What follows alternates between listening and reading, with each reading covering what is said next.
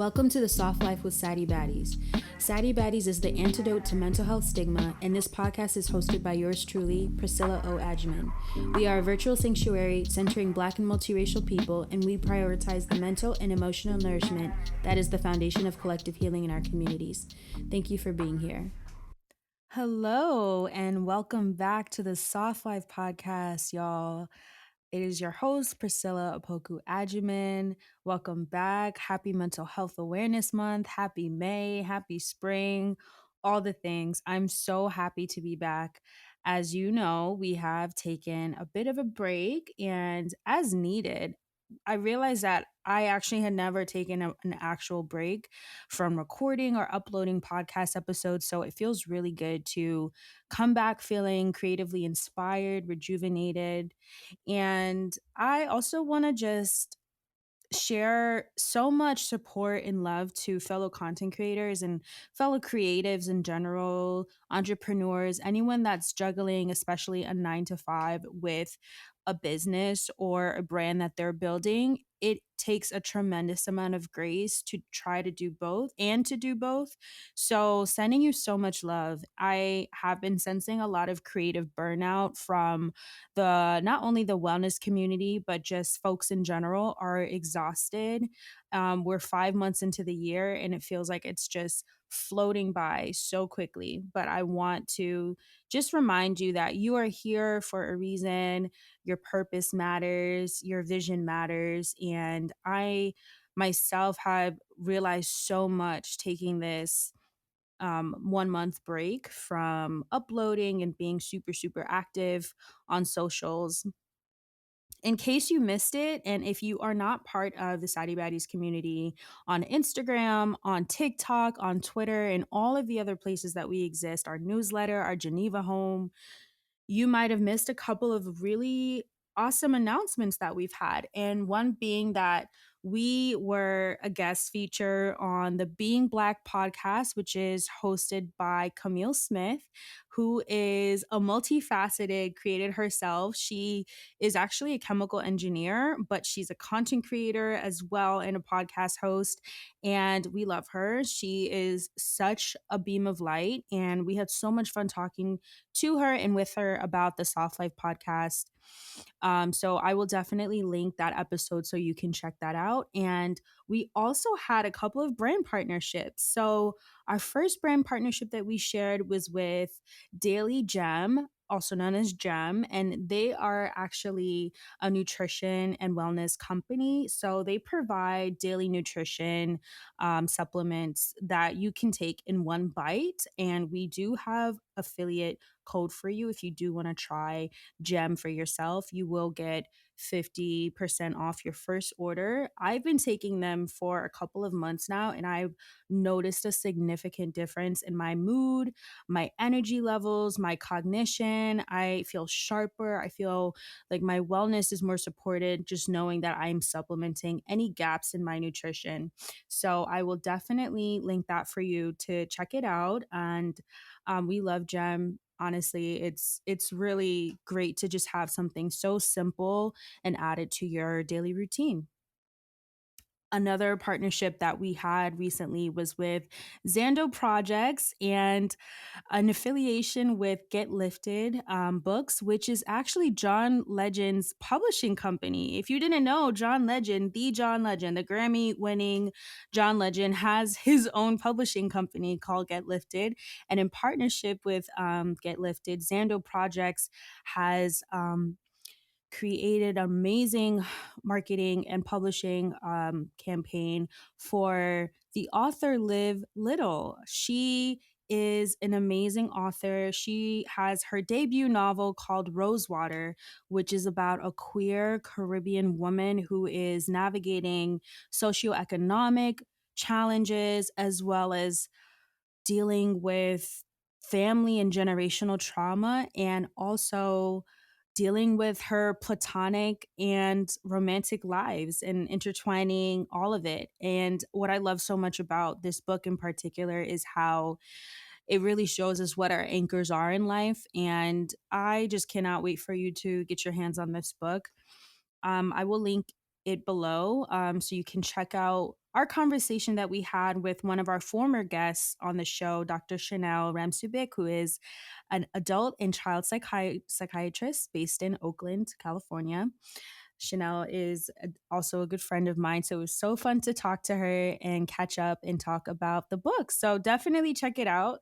Loved this partnership. It felt very aligned, and we've been very busy, y'all. As you can tell, Mental Health Awareness Month is always one of our most important and busy months for us at Saddie Baddies. And we are just so grateful for these opportunities, these partnerships that are really aligned with what we practice here on a daily basis. And when you live and breathe community care, community health, mental health for the collective, every day feels like Mental Health Awareness Month, honestly. We also have been interviewing several guests for the show. We have some of your faves coming on the show. I'm so excited for you to listen to these new episodes. I have been feeling very inspired by having the presence of these amazing guests. Some of them are educators, community builders, content creators, entrepreneurs, multi hyphenates. Um, Financial advisors. There's so many amazing people that are going to be on the show this season as we are officially launching season 4. So I again am just so happy to be here. I'm grateful for my team, my fiance Eddie, who has been tremendous in lifting the partnerships and building out partnerships for us at Saddie Baddies, as well as Angel, our community manager, who has been keeping us afloat. And just can't stress the importance of having support and having a team so that you can take breaks when you need to because they're necessary.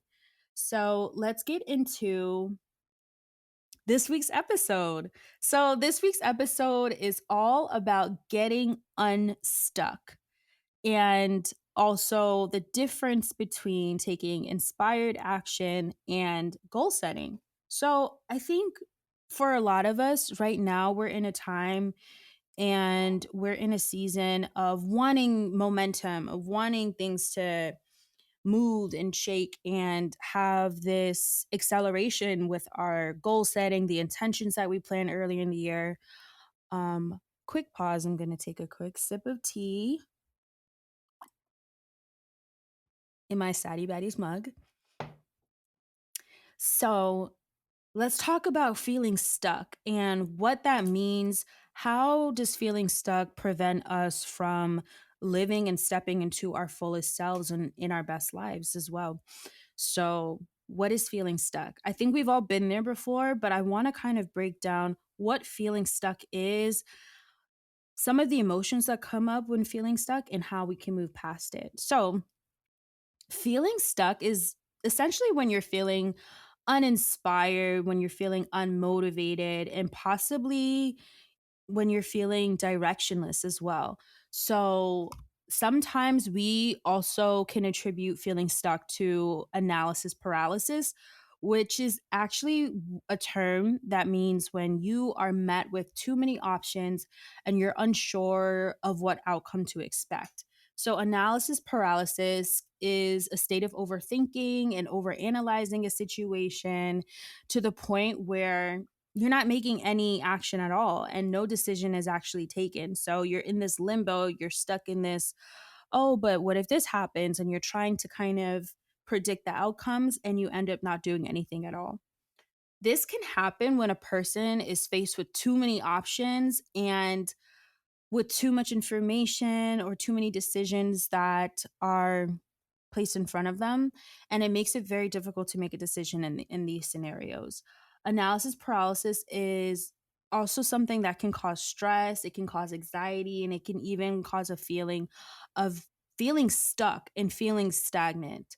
So it's very important to find ways to simplify the decision making process in order to avoid having analysis paralysis and move forward with clarity and confidence. And I also want to note that feeling stuck is not the same and it should not be confused with the natural rhythm and flow of life.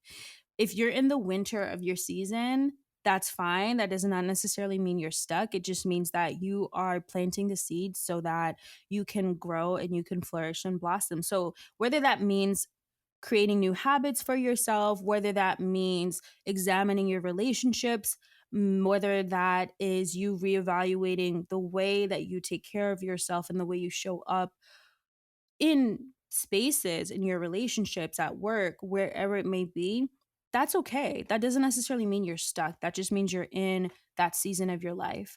And I know we've also talked about being between a rock and a hard place, which is known as a liminal space.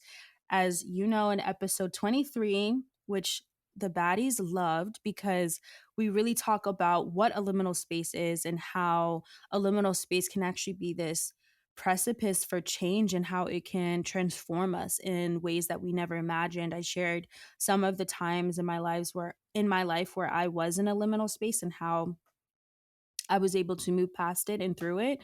And feeling stuck is not necessarily being in a liminal space because a liminal space is more about your external environment and your external environment maybe not matching how you want to feel inside. So, this could be a move, a graduation, and a relationship ending, a divorce. Those are all external factors that really impact how we feel inside. Whereas feeling stuck is more of this kind of weird feeling that you can't really put your finger on, but you just know that you're afraid to take the next step somewhere, right? And last but not least, feeling stuck is also not the same thing as being clinically depressed. We've talked about depression, we've talked about high functioning depression in episode 29. Similar feelings of feeling stuck and feeling depressed can overlap, but the two are not the same. So let's talk about what inspired action is and how inspired action can help to propel us into that next step that we need to get out of this place of feeling stuck. So let's talk about first what inspired action is. So, inspired action is actually a term used to describe the action that you take and it's from a place of inner inspiration or intuition. So it's that inner knowing that propels you to take that next step. It is a type of action that is usually driven by a deep sense of purpose, of passion, of even creativity, rather than this extreme external pressure or obligation to meet a goal. So, inspired action is often characterized by a sense of flow or ease. And as the action feels like a natural expression of one's authentic self, that is how you can show up and you can start to take these inspired, actionable steps.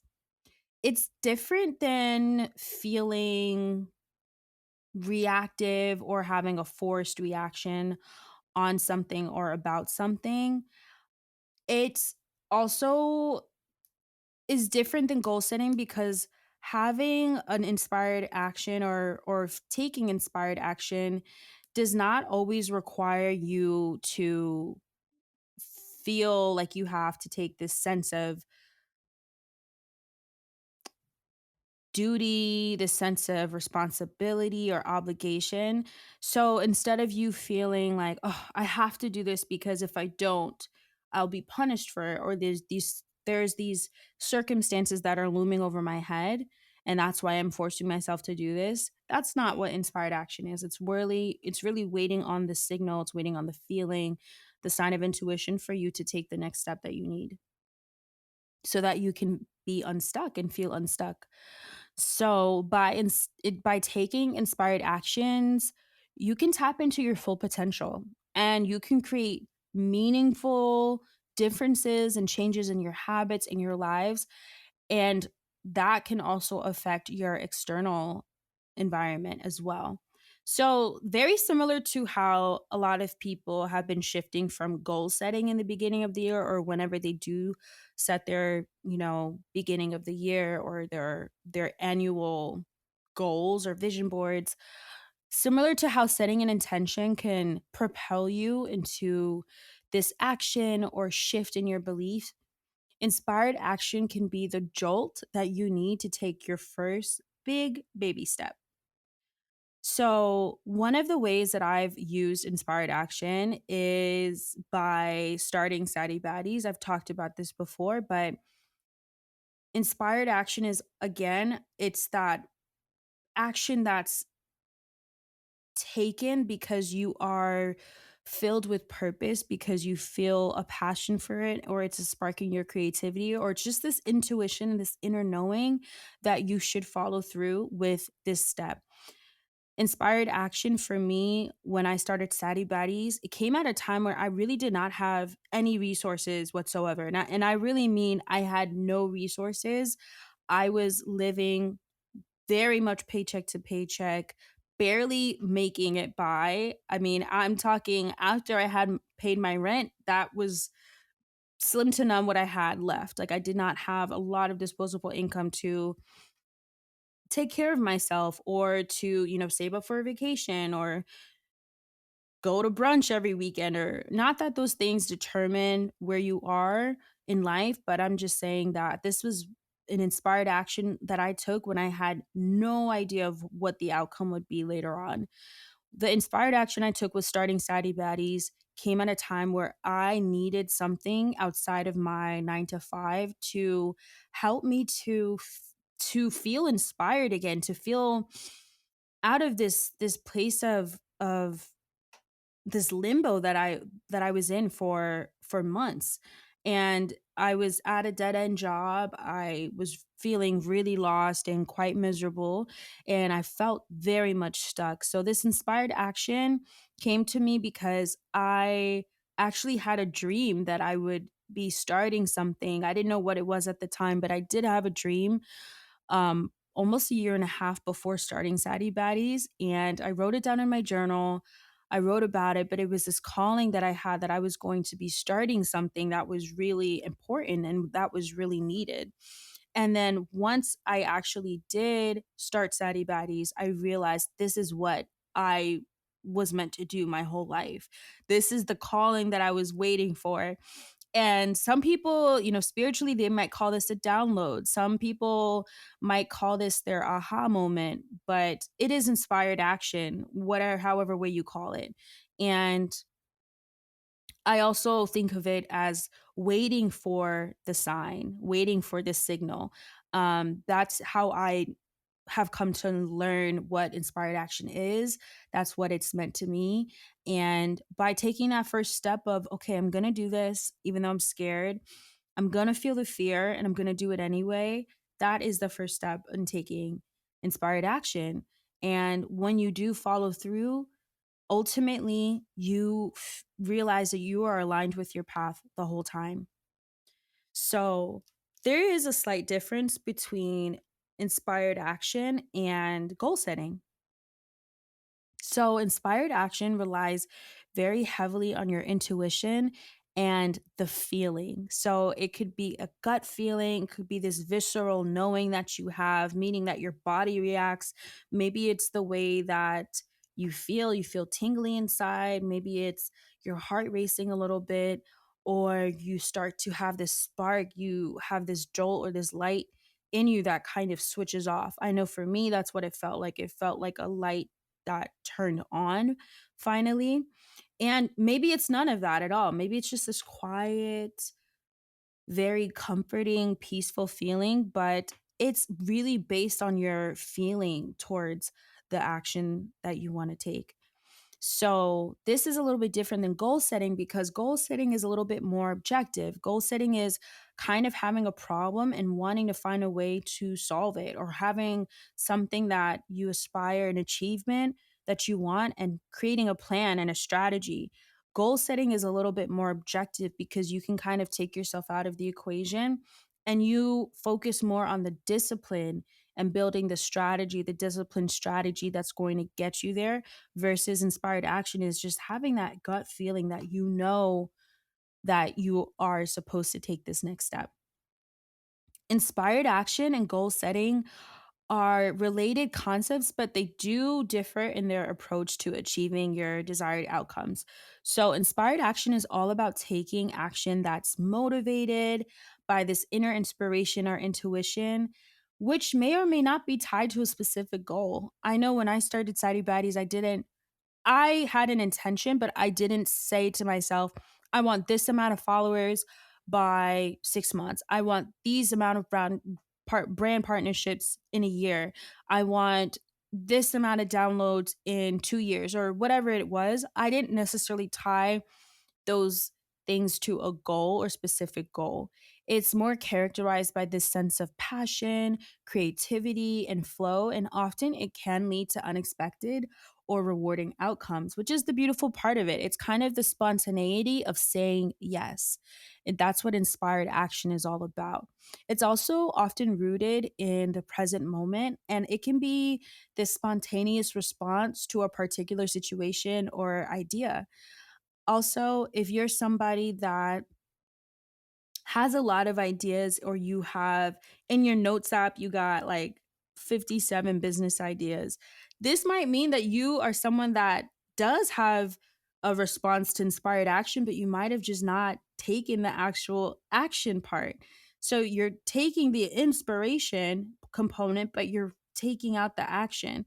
The whole point of inspired action is that when you are inspired, that you do act on it, that you do respond to it in a way that is a direct response to that feeling that ignites you, to that feeling that makes you say, yes, this is exactly what I want to do. And there is this theory that I have heard from various authors, from people that are creatives or creative entrepreneurs. And essentially, it's this theory that when you have an idea, it is a gift. So your creativity is a gift, meaning that at any point, you may or may not have that same concept or idea come to you. And your idea can only sit there for so long before it goes to someone else. And that's why a lot of times we do see people that say, oh, I had that idea. Oh, I was going to do that. I was going to start that brand. I was going to start that page. I was going to start that clothing line with the exact same concept.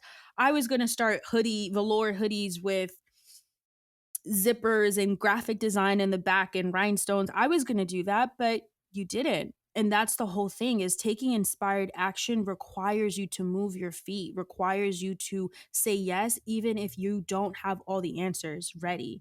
And that's one thing about inspired action, is that sometimes it can feel like you're being impulsive or you're just being haphazard about your decisions. But the truth is, sometimes it's just that signal to just do something about it. And whether it requires you to just lay the foundation out and then come back and build the rest of the building blocks later, at least something that shows you that you are you, meaning that if you do have a sense of inspired action to do something, that you're proving to yourself, okay, I'm going to explore this. And sometimes if we wait too long, that idea, that inspiration goes away. And that's why sometimes if you have all these ideas, but you don't act on it and you just kind of let it sit there, you start to feel less inspired. And then before you know it, you're like, maybe it wasn't a good idea. Maybe it was just something stupid. But that's not what you thought in the moment. In the moment, you thought this was amazing. In the moment, you thought that this could be something that could really pop off. And you've spent a lot of time maybe ruminating on it, or trying to predict the outcomes, or trying to over plan to the point where you're not doing anything at all. And this happens all the time. This happens to me. Recently, I was working on something that I'm working on for y'all very soon, but I've been working on this project and this product actually for Saddie Baddies. And I have been kind of stalling because I didn't feel super confident about it, because I just felt like it was not something I knew a lot about. So I'm over here, I'm like, okay, let me start drafting it. I'm going into my Google Doc that I use a lot when I'm kind of starting out a creative path, or I'm just jotting down some ideas.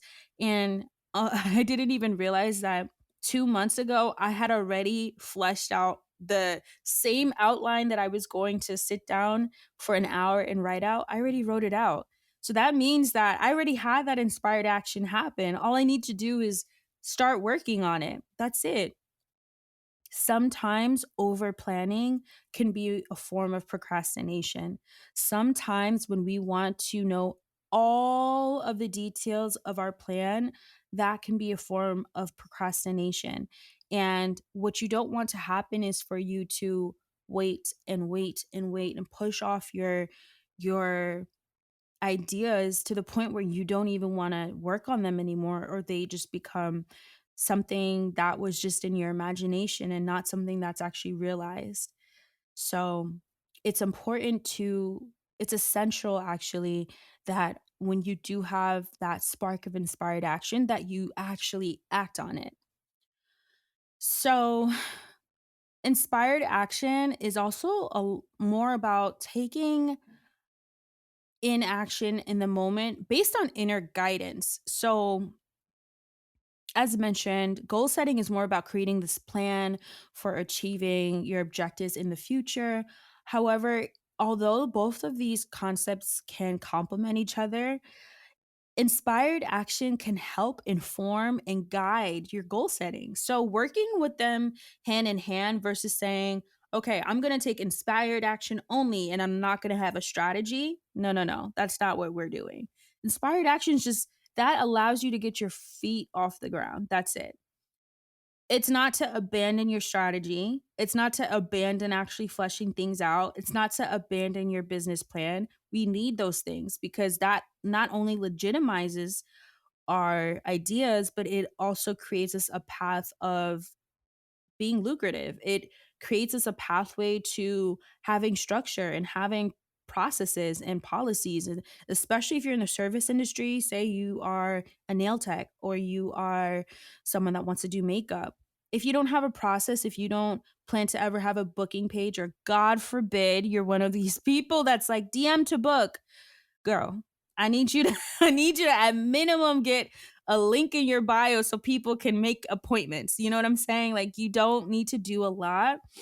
Um but you need to do something that allows your business and your creative process, whatever it is that you are creating or establishing, it needs a space. It needs a space to thrive and actually be successful. So I think it's always good to remember that inspired action and goal setting can work hand in hand. And achieving goals also allows you to feel this sense of satisfaction and motivation so you can continue taking inspired actionable steps. So just because you have inspired action to start a business or to start something, it doesn't stop there. You're going to continue having inspired action. The inspired action for this podcast started a year before I actually put out an episode, and it actually was something that took me a long time to do because, again, I was trying to talk myself out of it. But what happened in the end, God was like, I can either can let you continue doubting yourself, or I can help you to have the support, the resources you need to actually get this going. And lo and behold, when I actually started taking action, inspired action, I realized I had everything I needed. I didn't need anything else. My fiance, being a creative like myself and being a multi hyphenate like myself, is actually a recording artist. And he had all of the tools that we needed to do a podcast. This mic that I'm using right now, the headphones, the software, he had everything already. Plus his own office slash studio. So the fact that I had literally everything I needed, but I was still creating excuses, shows how fear can get in the way of us just taking that first step. So let's talk about how we can use our inspired action to get unstuck. So the first thing is to tune into your intuition. Your intuition develops when you learn how to trust yourself, period. If you are struggling with following your intuition, if you're the person that always asks other people for your opinions, before opinions before you do something yourself, it's probably because you don't trust yourself. If you know what you are capable of, if you know what your likes and dislikes are, if you know your strengths and weaknesses, you won't always need that external validation constantly before you take that inspired action. This is not to be confused with creative collaboration or brainstorming. I love that. I love creating with other people. I love bouncing off ideas with other people, but I only do that after I've already taken the first step, after I've already taken my inspired action to start what I want to start, to do what I want to do without asking anyone. Because I know that if I have a download to do something, it's because I'm meant to do it, not because I'm meant to ask and survey everybody I know and ask them, is this a good idea? What do you think about this? Have you done this before? It's okay to ask for people's opinions, but not until you've actually done the work yourself to get things going and get the ball rolling. So, when you trust your intuition, it allows you to tune into your inner voice. It also allows you to sharpen your decision making skills. When you think about people that are business owners or entrepreneurs or CEOs, they're all about making decisions and they make a lot of decisions all the time. Without having a strong intuition, it's almost impossible to make decisions that are going to be helpful for you, your business, your brand, your creativity, whatever it is. Without having that intuition sharpened, it's very difficult to make any decisions for yourself or for other people that would affect you in the future. So, how do you sharpen your intuition or how do you tune into your intuition? So, for me, and for a lot of other folks as well, this might involve stillness. And that is why stillness is an essential part of my routines every single day. Stillness meaning having a chance to kind of quiet the external noise, your external stimuli.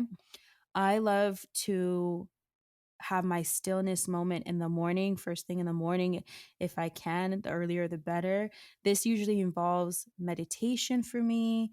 This involves journaling. This involves sometimes even just listening to some mantras and allowing myself to be present, fully present without any distractions. This also might mean for you that if you are a spiritual person, to deepen your spiritual practices. A lot of folks and a lot of people who are creatives, who are entrepreneurs, find that when they deepen their spiritual practices, their intuition is much sharper. And I also really love the book The Seven Spiritual Laws of Success by Deepak Chopra. It is such a good read and it really aligns with this concept of inspired action, taking inspired action, sharpening your intuition, and making decisions that are not only aligned with your business or anything that is related to your business or your entrepreneurship. It also really talks about how we can fine tune ourselves spiritually so that we are listening to our source. We're listening to the force in our life that allows us to have this life force energy.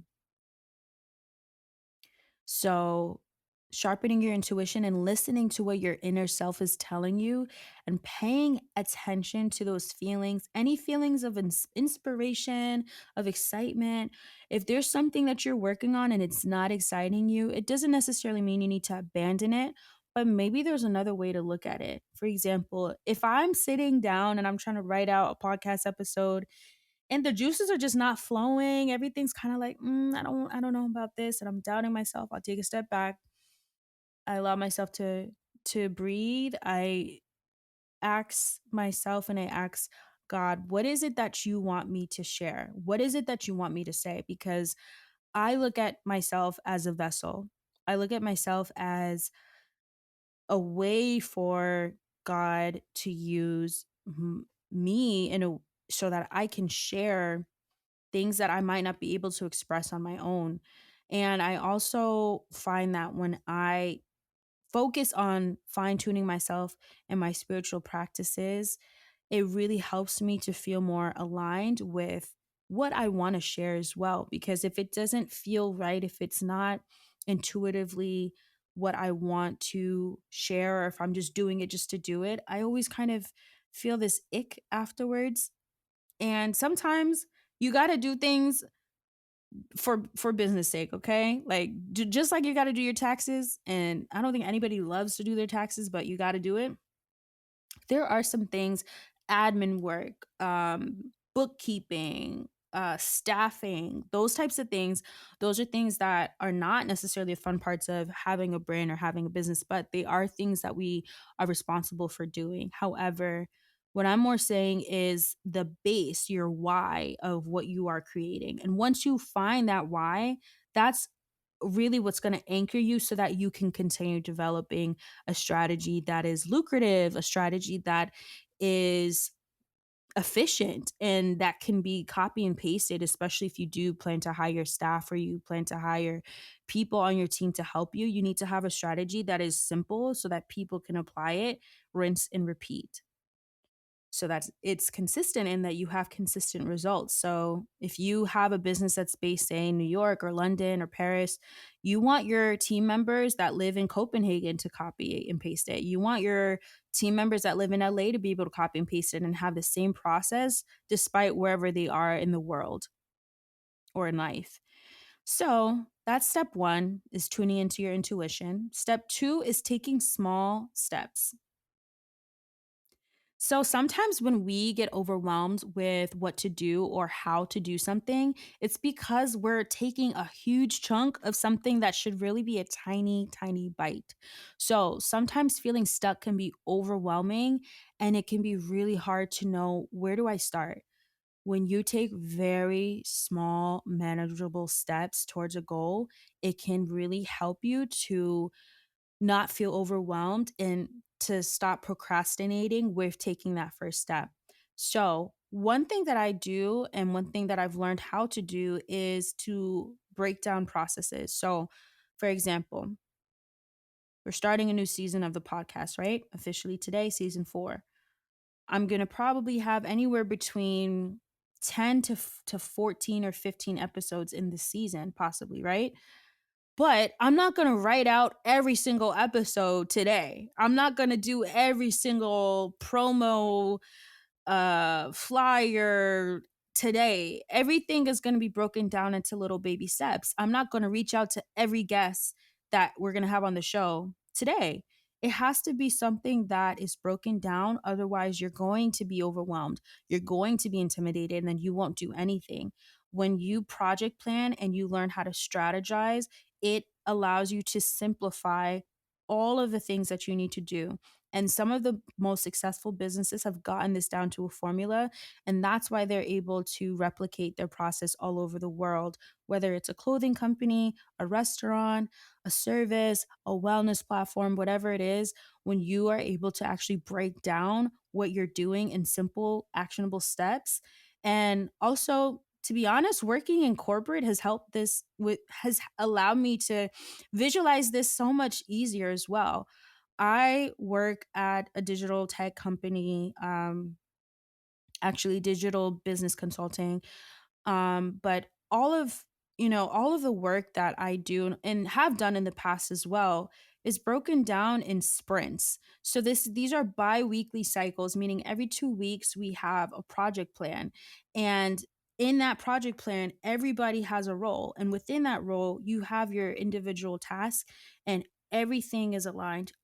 Everything that I'm doing as a digital strategist affects what, say, the development team is doing. Everything that the development team is doing also affects what the operations team is doing. So everything is intertwined. Everyone's working together for a common goal. And this is why successful businesses have so many different departments and teams. And it might seem really singular sometimes, like, okay, you're just the person that does the graphic design for the emails. No, that person is super important because they're sending out material that clients are going to see, that potential business partners are going to see, that other people are going to interact with. So it has to be a certain way. And so, what I've learned through my own 9 to 5 and my own work experience for the last 7 years is everything has a process. And once you're able to break it down, it eliminates that fear, that procrastination, and allows you to get things done. Some of the tools that I love using for project planning, as you know, is Notion. All the Notion girlies, stand up. Okay? Like Notion is that girl. um and Google Calendar, even my Outlook calendar, even though it's not my favorite, but I still use it for, all my meetings, appointments, podcast interview, reminders, scheduling, all of that. Chat GPT has actually been, something that more and more creatives are using, because we're realizing that yes, it is an AI tool, but to be honest, Google is AI as well. So if you use Google, you probably could use ChatGPT or other AI tools. Siri is also AI. So AI has been around for years. I think people are just actually giving it language, but that's a whole nother topic. All right. That's a nice juicy topic that we're gonna save for later, because I'm very into talking about this digital. Are we in a digital dystopia or a digital utopia? Let's decide. Anyway, um, I digress. But the whole point is that you want to find out what your process is. Are you someone that loves a whiteboard situation where you can just flow and you can write all over the place? Are you someone that likes to mind map? So mind mapping is really, it's kind of like dumping and then placing each part or each component of your thought process in a way that follows a strategy. I love mind mapping. I do a lot of mind mapping for larger projects that I work on. I also really love just an open brainstorming session, going to a coffee shop, changing my environment, going to a museum, going hiking, spending time with my friends, spending time with my loved ones. That allows me to think about things in a more well rounded way. I can't tell you how many times I've left feeling inspired to do something or go create something after spending time with my friends. Creating friendship dates, maybe instead of just getting brunch with your friends all the time, do something creative with them. I recently just actually a friend of mine and I are going to a figure drawing class in a couple weeks, and it's just one of those things that I've done before and I really enjoy, but doing it with someone else also allows you both to experience it at the same time. So having these moments, living your life offline as well, is also a really good way to reignite your inspiration, because sometimes when you feel compelled to share everything you're learning, everything you're trying, everything you're creating, it can feel almost performative, and it can make you feel like, well, I haven't mastered this, so I shouldn't share it. You don't have to share it. You can still do these things. And that's why I think it's always important to have a healthy relationship with social media, with technology, so that you are doing things on your own terms and you're doing things at your own time. So taking inspired action really requires us to know ourselves. It requires us to trust ourselves, and taking these small baby steps and create and having the tools we need to create these actionable items is really what allows us to feel excited and feel ignited to take inspired action. The next way to get unstuck is to cultivate a growth mindset. So, what is a growth mindset? A growth mindset is all about focusing on opportunities instead of dwelling on past failures or mistakes. So, focusing on progress that you've made. Having a growth mindset can really help you overcome your limiting beliefs and take action towards your goals. So, embracing your challenges as opportunities for growth and learning, and celebrating your successes along the way. That's what having this growth mindset is all about. And I am definitely a firm believer in this. I have been rejected. Yo, I've talked about my flop era. I mean, another episode that really shows a lot about this growth mindset that I've developed over the years is lucky girl syndrome, rewriting your narrative, all the things. And so this is something that's familiar to me, and it's really allowed me to look at my challenges as opportunities and say, you know what, this isn't working out, but guess what, it's going to work out, it's fine, like I got this is okay. And not looking at setbacks as the end all be all. If I was if I were to accept every single setback that I had or every challenge that I had as the end all be all, I would not be here. And I mean, here as in I would not be talking to you, but also here as in here on this earth, because there are always going to be situations that challenge you. There's always going to be situations that break you down. But part of building the courage to have inspired action is taking the leap anyway and being understanding that that's okay that this happened to you, that you didn't get the call back, that you got a job rejection, that you didn't get into the school you wanted, that you didn't get the business grant. That's okay. But guess what? You keep going. You don't stop until you get exactly what it is that you're seeking and what you're after. And lastly, a big part of feeling unstuck is surrounding yourself with inspiration. I touched on this just a little bit, but truly, I cannot stress the importance of surrounding yourself with people, places, and things that inspire you. Inspiration is everywhere. Everywhere. Life is more fun when you find inspiration in everything. And I mean everything, in the cup of tea that you have, in the coffee you make in the morning, in your shower that you take at night, when you walk and you see little puppies that are just so happy to be here. Whatever it is that inspires you, that allows you to take inspired action because it ignites that fire, that inner fire that we all have inside of us that sometimes gets ignored or gets quieted down by self-doubt. It gets quieted down by adulting. It gets quieted down by our obligations that we have. When you take a moment to surround yourself with inspiration and surround yourself with things that are beautiful. That's why I love to have fresh flowers in my home all the time, because fresh flowers always remind me of the beauty in the world. As simple as that sounds, it really does help me to feel creative. I also have talked about how I always pick out flowers. The color of the flowers I pick out is always in alignment with the energy that I want to cultivate. So right now I have some really gorgeous orange roses and daisies, and that is connected to actually your sacral energy center, your sacral chakra.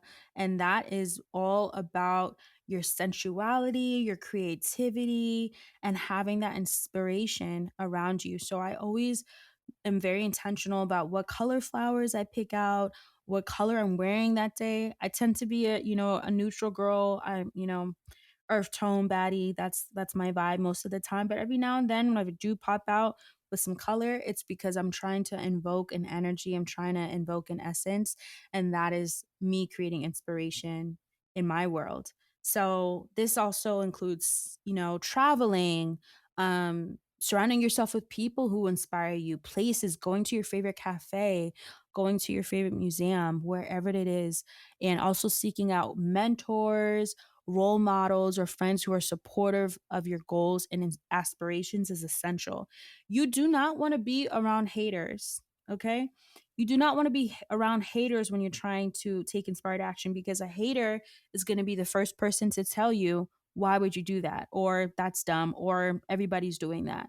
Those three phrases, if someone says that to you after you say that you want to share something or you want to do something, red flag. And also, this is another reason why sometimes with inspired action, you just have to do the thing before you start asking people.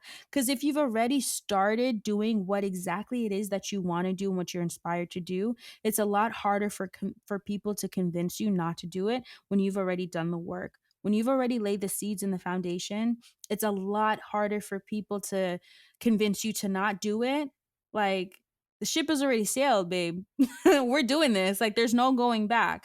So sometimes it's good to keep those ideas close to you until they have the maturity to stand on their own. If I were to sit around and ask everyone around me, oh, do you think I should start this podcast? Or do you think I should do this? Do you think I should do that?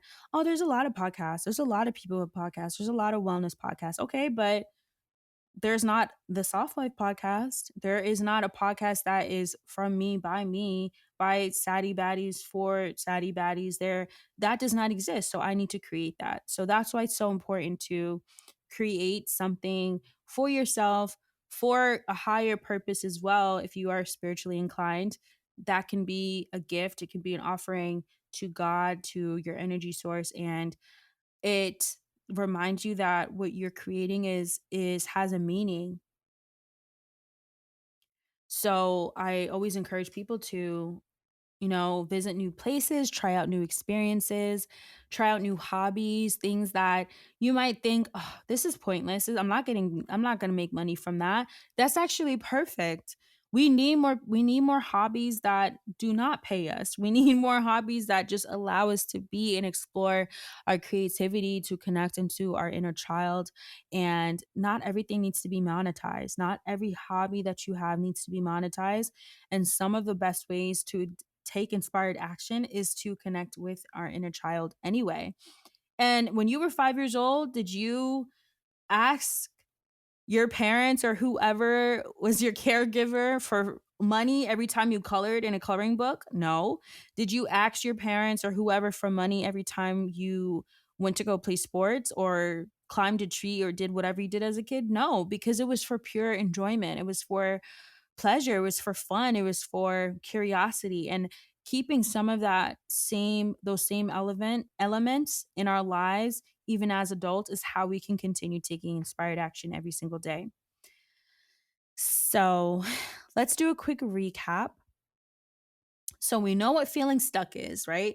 Feeling stuck is all about feeling uninspired, unmotivated, even maybe directionless. And feeling stuck is not the same thing as being in a liminal space or going through the ebbs and flows of life or being actually depressed, right? Very different things. Inspired action comes from goal setting and it relies heavily on our intuition and the present moment, while goal setting focuses on achieving specific objectives in the future. So, in order to use inspired action to get unstuck, we need to tune into our intuition. We need to take small baby steps towards meaningful goals. We need to learn how to cultivate a growth mindset, and we have to surround ourselves with inspiration everywhere. And taking inspired action that feels authentic to you. It doesn't have to be perfect. It doesn't have to follow a specific plan at first, but trusting yourself and trusting the process is one way to be open to new opportunities and experiences that arise along the way. And by using these strategies and some of these concepts and themes that we've talked about, you can really start to tap into your inner wisdom, your inner knowing, and take your inspired action towards living a more fulfilled life and embracing your version of a soft life. So, baddies, I hope that this helped you. If you have something that you have been wanting to do, wanting to produce, wanting to create, and you've just been waiting on the sign, I hope serves as your sign. If not, I hope that sign comes to you quick so you can get started and that you don't feel intimidated by trying new things or doing new things, because you can do hard things. Remember that. And I am so happy to be back. Honestly, I've missed talking to you. I've missed creating this conversation, this dialogue that we have between us. For all of those who are new here, please don't forget to subscribe to this podcast. Give us a quick 5-star tap rating on Spotify. It takes all but 2 seconds to tap them 5 stars, but they help tremendously. Also, you can do the same on Apple. Leave us a 5-star rating as well as a review. We love, love, love having reviews from you. They mean so much to us. And again, definitely check out the links below in our show notes for our amazing collaboration with Zando Projects, as well as our affiliation with GEM, your daily bite of nutrition and deliciousness. So I will see you in next week's episode, which will be a guest episode. So get ready and stay soft, baddies. See you soon. To stay connected, join Saddie Baddies on Instagram, Pinterest, Twitter, and more, and sign up for our monthly newsletter on SaddieBaddies.com to stay in the loop. Sending you hella love and stay soft, baddie.